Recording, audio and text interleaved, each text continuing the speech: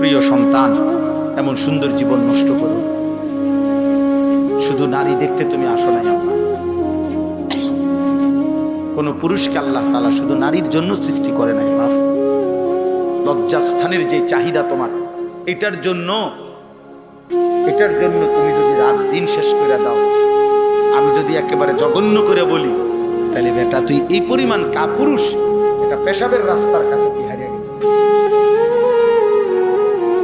তোরে কোথায় বুঝি বানাইছে পেশাবের রাস্তা লেগে।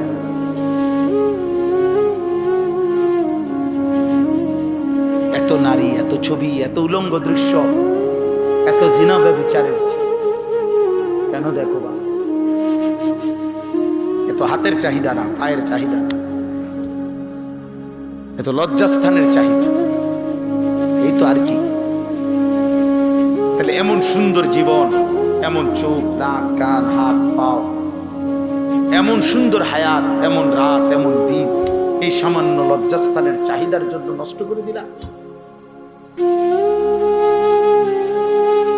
বলো না বাপ, একটা ছেলে বোঝো, একজনই বিবেক দিয়ে ভাবো আসলে কি বিষয়, তুমি কি করতেছ আব্বা, তোমরা আসলে কি করছো?